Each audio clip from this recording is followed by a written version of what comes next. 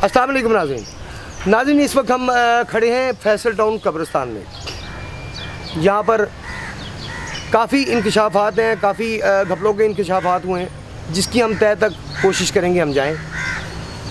फ़िलहाल हम आपको इतना बस बताना चाहते हैं कि ये फैसल टाउन कब्रिस्तान में एक माफिया का कब्ज़ा है, जो कि यहाँ पे हमें हमारी इंफॉर्मेशन के मुताबिक डमी कब्रें भी बनाते हैं और बाद में उन्हें महंगे दामों सेल करते हैं। हम दुनिया की ख़बरें तो बहुत सी देते हैं, लेकिन हम कब्रिस्तानों की ख़बरें देने में इंटरेस्ट नहीं लेते, जबकि हकीकी ज़िंदगी यहाँ पर आने के बाद शुरू होती है।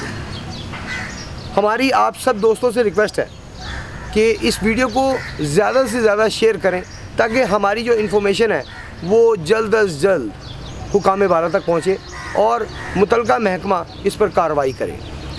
ये जो कब्रिस्तान जिसमें इस वक्त हम खड़े हैं फैसल टाउन के, ये LDA ने ये जगह सारी ख़रीदी, यहाँ पे फैसल टाउन सोसाइटी बनाई और उस सोसाइटी को ये कब्रिस्तान दिया।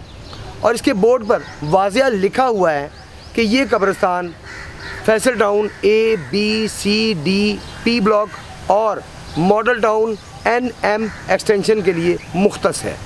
जी नाज़रीन, आप ये देख सकते हैं, इस पर वाज़िया लिखा हुआ है हिदायत नंबर 1, ये कब्रिस्तान Faisal town A, B, C और D block model town extension के NM और P ब्लॉक के लिए के इलाका के लिए मुख्तस किया गया है। इस पर कहीं भी कोठा पिंड का जिक्र नहीं किया गया।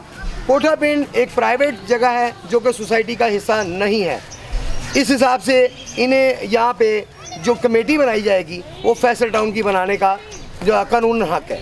कानूनन कोठा पिंड की किसी भी बंदे को इस कमेटी के मेंबर बनने का कोई भी हक नहीं है। यहाँ पे कहीं भी ऐसी कोई शिक नहीं है जिसमें ये कहा गया हो कि अगर कोई यहाँ पे किराएदार है और उसका कार्ड, उसका पक्का पता फैसल टाउन का है, तो उसे यहाँ पे दफनाने की इजाज़त नहीं दी जाएगी। यहाँ पे ऐसी कोई शिक कहीं भी नहीं लिखी हुई। अगर ऐसी कोई शिक होती, अगर फैसल टाउन सोसाइटी की तरफ से ऐसी कोई शिक होती, तो वो यहाँ पे आवेज़ा होती, जबकि यहाँ पे ऐसा कुछ भी नहीं लिखा गया। जबकि यहाँ पर हमारी इंफॉर्मेशन के मुताबिक डमी कब्रें बनाई गई और उसके बाद उन्हें महंगे दामों सेल किया गया, जो कि बाहर से आई हुई मैयतें थीं, जो इलाका से बाहर से आई हुई थी। हमें इस चीज़ पे एतराज़ नहीं है कि उन्हें यहाँ पे क्यों दफनाया गया, क्योंकि हमारा ईमान है कि जहाँ की मिट्टी होती है वहाँ पर ही लगती है। हमें एतराज़ है महंगे दामों उस कब्र को सेल करने पर। और वो कौन सा माफिया है, वो ये कितने पैसे कमा रहा है, क्यों कमा रहा है, क्यों लोगों को तंग कर रहा है इस हालत में कि जब वो मैयत को ज़्यादा देर रख नहीं सकते, वो मजबूर हैं उसे दफनाने पर, वो उनसे पैसे लेते हैं इस चीज़ के।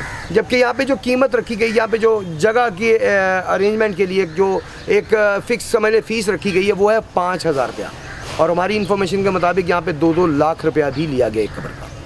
हम इंशाअल्लाह ताला डेली बेसिस पे इस पर पूरी तहकीक करने की कोशिश करेंगे और आप तक हर खबर पहुँचाएँगे। आप सब दोस्तों से बस यही रिक्वेस्ट है कि आप हमारी इस वीडियो को मैक्सिमम शेयर करें, ताकि हुकाम बाला तक और मुतलका जो महकमा है उस तक ये खबरें पहुँचे। ये हमारी ये कोशिश जो है, हमारी जो मेहनत है, वो रायगा ना जाए, उन तक पहुँचे और वो जल्द अज जल्द इस पर कार्रवाई करें। फैसल टाउन क्योंकि ये फैसल टाउन के इलाके में है, लिहाजा इसकी कमेटी भी फैसल टाउन के एरिया के मेंबर ही होने चाहिए कमेटी में। जबकि यहाँ पर साथ ही कोठा पिंड लगता है, उनकी इजारादारी उन्होंने कायम की हुई है। उन्होंने एक माफिया बनाया हुआ है और वो एक कमेटी बना के बैठे हुए हैं अपनी मर्ज़ी से। अगर वो किराएदार है तो उसे कहते हैं जी आप किराएदार हैं, आपको जगह नहीं हम दे सकते।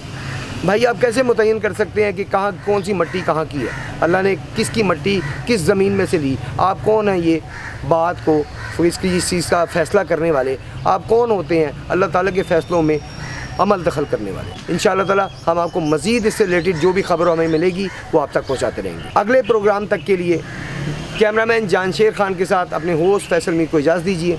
अल्लाह हाफ़िज़।